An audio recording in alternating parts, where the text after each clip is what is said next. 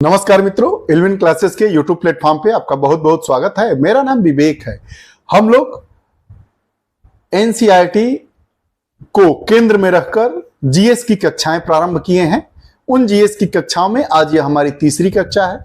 पहली कक्षा में हमने बात किया था पृथ्वी के बारे में, उसके बाद हमने बात किया था अक्षांश और देशांतर के बारे में। आज की इस कक्षा में हम बात करेंगे पृथ्वी की गतियां। पृथ्वी की कौन कौन सी गतियां होती हैं, घूर्णन गति किसे कहते हैं, परिक्रमण किसे कहते हैं, परिभ्रमण किसे कहते हैं, क्या एक ही नाम दोनों के लिए उपयुक्त होगा। उसके बाद हम इससे संबंधित सभी टॉपिकों को पढ़ेंगे जो परीक्षा की दृष्टि से महत्वपूर्ण होते हैं। अगर आप परीक्षा की तैयारी करते हैं या परीक्षाएं दे रहे हैं तो यह बेसिक के लिए बहुत ही महत्वपूर्ण है।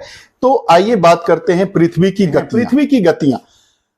आज की इस कक्षा में हम बात करेंगे घूर्णन गति किसे कहते हैं, परिक्रमण गति किसे कहते हैं, सूर्य की लंबवत एवं तिरछी किरणों का क्या प्रभाव पड़ता है और ऋतु चक्र क्या होता है।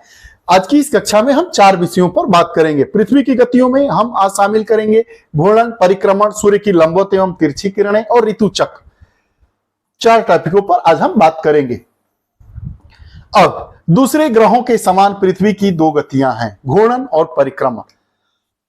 दूसरे ग्रहों के समान भी पृथ्वी की 2 ही गतियां हैं। पहली गति घूर्णन और दूसरी परिक्रमण कहते हैं। आपको तो पहली ही कक्षा में बताया गया था तारे किसे कहते हैं, ग्रह किसे कहते हैं, उपग्रह किसे कहते हैं।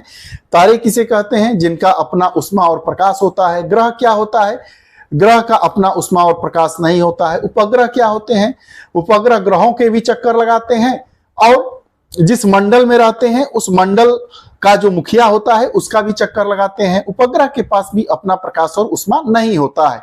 बहरहाल उसके बाद हम बात कर रहे हैं कि जो दूसरे ग्रह पर चूंकि बात आ गया था इसलिए ग्रह के बारे में थोड़ा सा बताना जरूरी था। दूसरे ग्रहों के समान पृथ्वी जो हमारी है, पृथ्वी ग्रह है, प्लैनेट है जिस पर मानव अधिवास है। तो पृथ्वी की भी 2 गतियां हैं, पहली गति घूर्णन, दूसरी गति परिक्रमण। घूर्णन गति किसे कहते हैं, पृथ्वी को प्रकाश और ऊष्मा किससे मिलता है, सूर्य से मिलता है। पृथ्वी अपने अक्ष पर निरंतर पश्चिम से पूर्व की ओर घूमती है। पृथ्वी अपने अक्ष पर, पृथ्वी है ये अपने अक्ष पर किधर घूमती है, पश्चिम से पूरब की तरफ। पश्चिम से पूरब, इधर हम पश्चिम ये है और ये पूरब है, तो पश्चिम से पूरब मतलब इधर से क्लॉकवाइज जैसे घड़ी घूमती है। घड़ी भी कैसे घूमती है, पश्चिम से पूरब की तरफ घड़ी घूमती है। 12 से 1 2 3 4 5 तो 12 बीच में हो जाएगा। 12 बजने को अगर हम उत्तरी ध्रुव मान लें तो हम पूरब की तरफ ही तो बढ़ते हैं, 1 2 3 4। तो घड़ी की सुई की दिशा में पृथ्वी घूमती है, अर्थात पृथ्वी अपने अक्ष पर निरंतर पश्चिम से पूर्व की ओर घूमती है। इधर से घूमना चालू की, 12 1 2 3 यहां से स्टार्ट की और ऐसे ऐसे ऐसे इस दिशा को क्या कहते हैं, पश्चिम। पश्चिम से पूर्व की तरफ यह घूमती है। लगभग 24 घंटों में एक चक्कर पूरा करती हैं। यह प्रक्रिया घूर्णन कहलाती है। पृथ्वी का पश्चिम से पूर्व की तरफ घूमना घूर्णन की क्रिया कहलाती है। 24 घंटे में पृथ्वी अपना एक चक्कर पूरा करती है, जिसके कारण पृथ्वी का आधा भाग सूर्य के प्रकाश में रहता है और दूसरा भाग अंधेरे में रहता है। प्रकाश वाले भाग में दिन और अंधेरे वाले भाग में रात होता है। क्यों दिन और रात होते हैं, दिन और रात इसलिए होते हैं क्योंकि पृथ्वी घूर्णन करती है। 24 घंटे में पृथ्वी अपना एक घूर्णन पूर्ण करती है। पृथ्वी अपने अक्ष पर घूमती हुई सूर्य की परिक्रमा भी करती है। जब पृथ्वी अपने अक्ष पर भी घूमती है, घूमते घूमते सूर्य की परिक्रमा करती है, उसे हम परिक्रमण कहते हैं। परि मतलब दूसरा, क्रमण मतलब घूमना। अपने अक्ष पर घूमने के साथ ही साथ पृथ्वी जब सूर्य का भी चक्कर लगाती है तो उसको पृथ्वी का परिक्रमण कहते हैं। पृथ्वी सूर्य की एक परिक्रमा 365 दिन और 6 घंटे में पूरा करती है, परंतु सुविधा के लिए हम एक वर्ष में 365 दिन को ही लेते हैं और 6 घंटे जो है उसको 4 वर्षों तक मिलाकर उसको 24 घंटे कर दिया जाता है और अगले 4 साल बाद वह लीप ईयर हो जाता है। पढ़ेंगे 6 घंटे का समय छोड़ देते हैं। इस प्रकार 4 वर्षों में 24 घंटे का 1 दिन का अंतर हो जाता है और प्रत्येक चौथे वर्ष के फरवरी माह में एक अतिरिक्त दिन को जोड़ दिया जाता है। यही कारण है कि चौथा वर्ष 366 दिन का होता है, जिसे लीप वर्ष कहते हैं। पृथ्वी सूर्य का एक चक्कर 365 दिन और 6 घंटे में लगाती है। हम अपनी सुविधा के लिए एक वर्ष में 365 दिन को लेते हैं। 6-6 घंटे जोड़कर 4 वर्ष में एक दिन पूरा हो जाता है 24 घंटे, और उसी चौथे वर्ष में हम उसको एक दिन जोड़ देते हैं, जो जिस वर्ष में 366 दिन हो जाते हैं। 366 दिन वाले वर्ष को हम लीप ईयर कहते हैं, और वह जो एक दिन अधिक होता है उसको हम फरवरी माह में जोड़ देते हैं, जिससे फरवरी के महीने का दिन 29 दिन का हो जाता है। सूर्य के परिक्रमण मार्ग पर पृथ्वी का अक्ष सदैव एक ओर झुका रहता है, जिसके कारण उत्तरी गोलार्ध में 6 महीने सूर्य की ओर झुका रहता है और उत्तरी गोलार्ध का अधिकांश भाग सूर्य के प्रकाश में रहता है, जिसके परिणाम स्वरूप यहां दिन बड़े और रातें छोटी होती हैं। इसके विपरीत इस अवधि में दक्षिणी गोलार्ध में सूर्य से दूर होता है, अतः वहां दिन छोटे और रातें बड़ी होती है। सूर्य के परिक्रमण मार्ग पर जब दक्षिण गोलार्ध सूर्य के सामने झुका होता है तो उसके सभी स्थानों पर दिन बड़े और रातें छोटी होती है।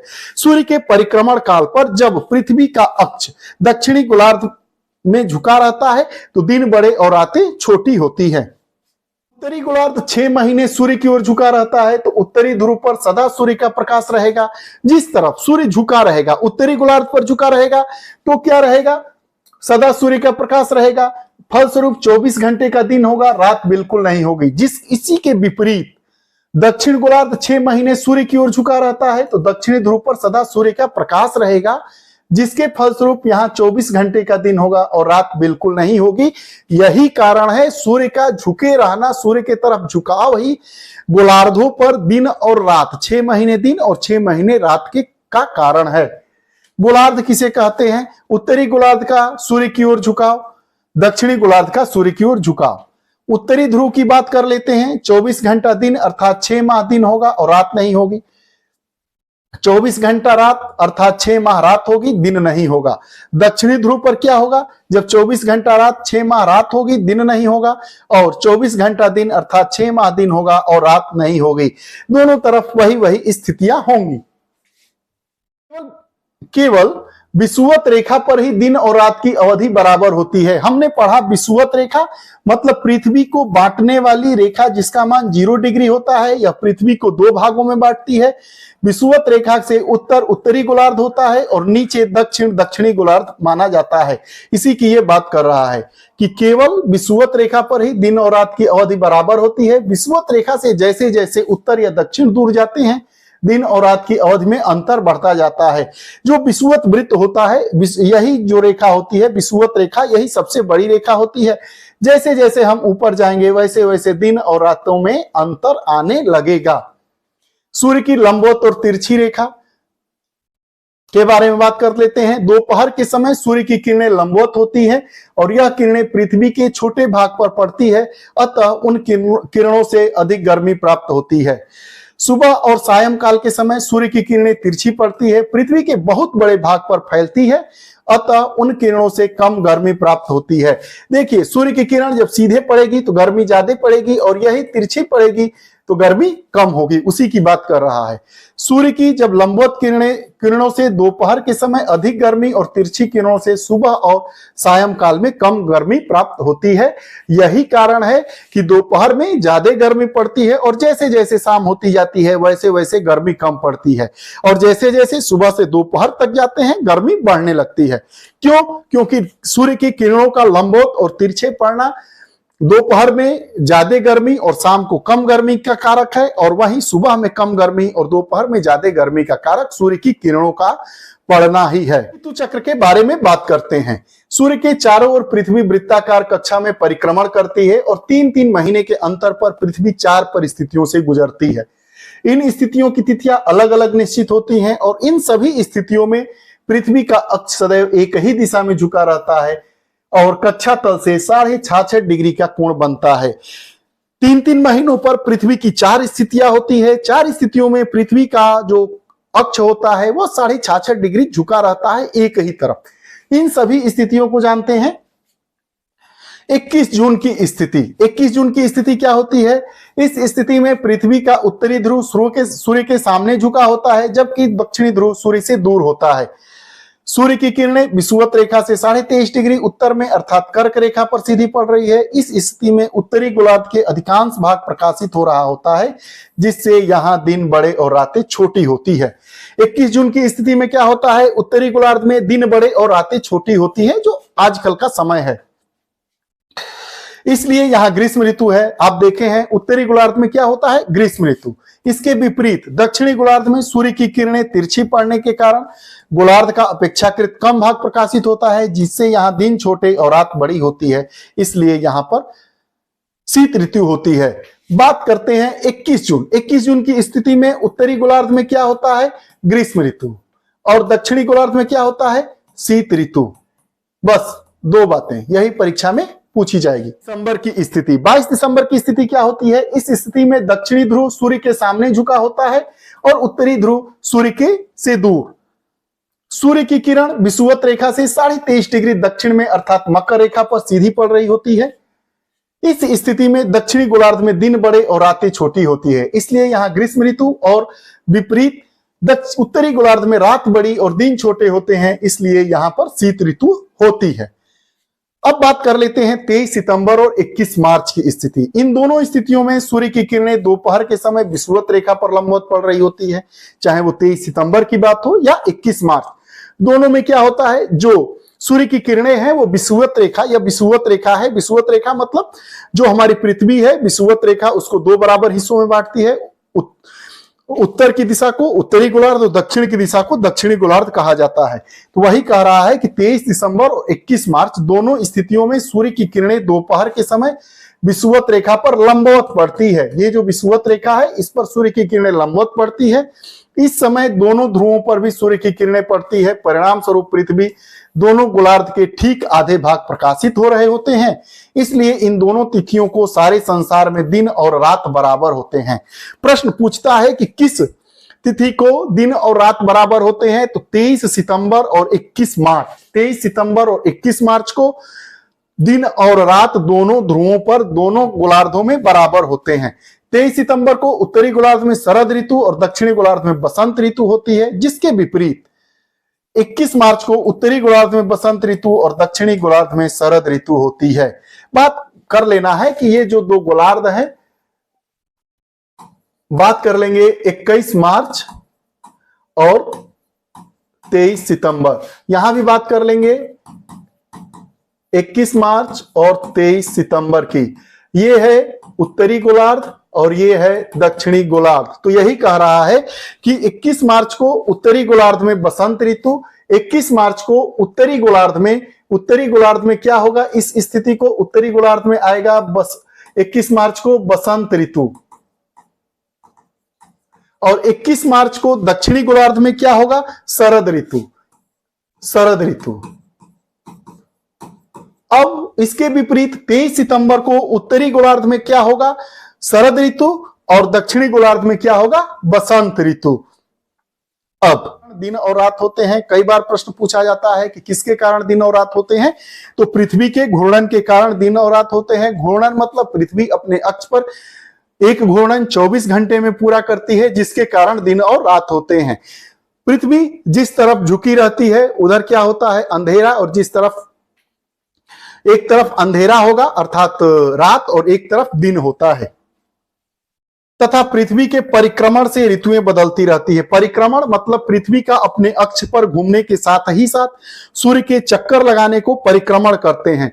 पृथ्वी के परिक्रमण के कारण ऋतु परिवर्तन होता है और पृथ्वी के घूर्णन के कारण दिन और रात होती है। यह बार बार पूछा जाता है कि दिन और रात होने के पीछे क्या कारण है, तो पृथ्वी की घूर्णन गति।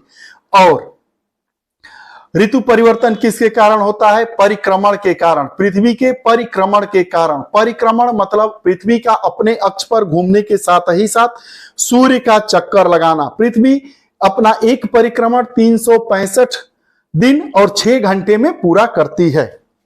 शब्दावलियों पर भी बात कर लेते हैं। कर्क रेखा क्या कहते हैं, किसे कहते हैं, उत्तरी गोलार्ध में विषुवत रेखा से 23.5 डिग्री की कोणीय दूरी खींची जाती है, उसे कर्क रेखा कहते हैं। पिछली कक्षा में बताया गया है ये 0 डिग्री है, इससे 23.5 डिग्री ऊपर जाएंगे नॉर्थ साइड में तो इसे हम कर्क रेखा कहते हैं, और 23.5 डिग्री विषुवत रेखा से जब अब दक्षिण की तरफ आएंगे तो इसे मकर रेखा कहते हैं। यह दोनों रेखाएं कैसी इमेजिनरी लाइन है, काल्पनिक रेखाएं हैं। आर्कटिक वृत्त किसे कहते हैं, धरातल पर उत्तरी गोलार्ध में विषुवत रेखा से 66.5 डिग्री की दूरी उत्तरी गोलार्ध में यहां 66.5 डिग्री तक आएंगे तो इसको हम कहेंगे आर्कटिक वृत्त, और अंटार्कटिक वृत्त दक्षिणी गोलार्ध में जब 66.5 डिग्री की कोणीय दूरी पर आते हैं तो उसे हम क्या कहते हैं, अंटार्कटिक वृत्त। इस कक्षा में हमने क्या क्या जाना? इस कक्षा में हमने जाना पृथ्वी की गतियों के बारे में जाना, ऋतु परिवर्तन कैसे होते हैं, वर्ष में 4 तिथियां कौन कौन सी हैं और उनकी स्थितियां क्या हैं, परिक्रमण क्या होता है, घूर्णन क्या होता है, आर्कटिक वृत्त किसे कहते हैं, अंटार्कटिक वृत्त किसे कहते हैं, विषुवत वृत्त किसे कहते हैं, मकर रेखा क्या है, कर्क रेखा क्या है, ऋतु परिवर्तन क्यों होता है, रात दिन क्यों होते हैं, दक्षिणी गोलार्ध में कौन सी ऐसी परिस्थितियां है कि जब दक्षिणी गोलार्ध में शीत ऋतु होती है तो उत्तरी गोलार्ध में ग्रीष्म ऋतु होती है, आदि आदि विषयों को हमने जाना। आपको हमारी कक्षाएं कैसी लगती हैं कमेंट बॉक्स में अपने विचार जरूर दीजिएगा। पुनः नई कक्षा के साथ उपस्थित होंगे, तब तक के लिए बहुत बहुत धन्यवाद। नमस्कार।